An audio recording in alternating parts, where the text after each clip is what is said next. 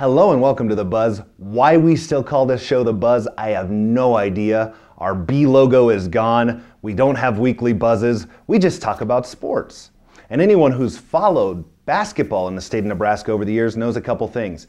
One of those things being, it takes a long time to follow a basketball across the state unless you have strong, consistent wins.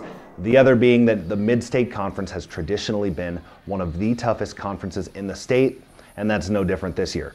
On the girls' side of things, Thursday night on display were two teams that were rated number 1 in the state, another one that was number 2 in the state, and a Norfolk Catholic team that has 6 losses, but 4 of them are to state-rated teams. The early contest saw Norfolk Catholic taking on Pierce, and Pierce turned its defensive intensity up in the second half, outscoring the Knights 26-7 to pick up a 57-31 win. The thing about this Pierce team is that defense, a 2-3 zone defense, not that traditional 2-3 that you see where teams sit back and let it come to them.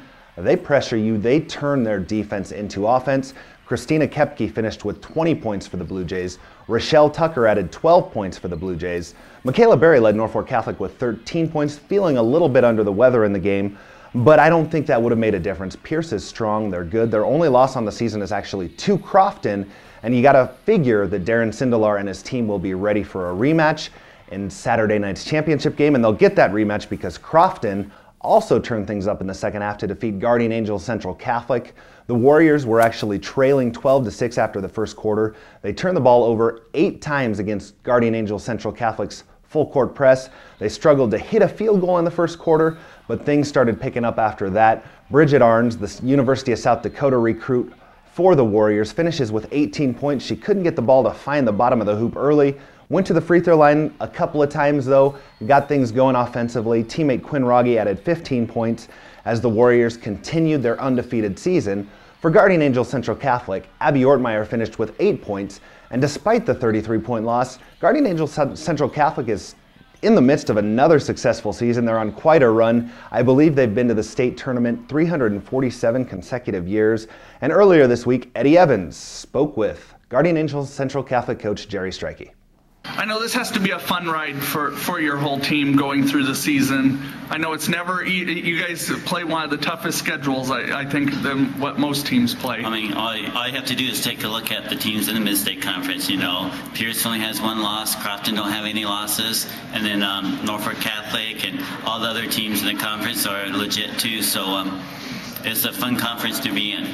Now on the boys' side of things, there's no team that's rated number 1 in the state, but there are several tough teams and the teams that beat up on each other. That's probably why you don't see that number 1 team, and that was the case you had to figure going into the tournament, and that has been the case so far. The survivors going into Friday's semifinals, Hardington Cedar Catholic will take on Wayne, and Boone Central Newman Grove will face O'Neill.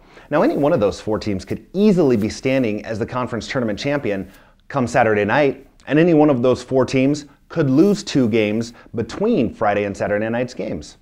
The reality of it is you win this first game and you're going to play 2 extremely tough games. Mm-hmm. You know, you're more likely, I mean, it's tough to get out of your 2-1 at that point.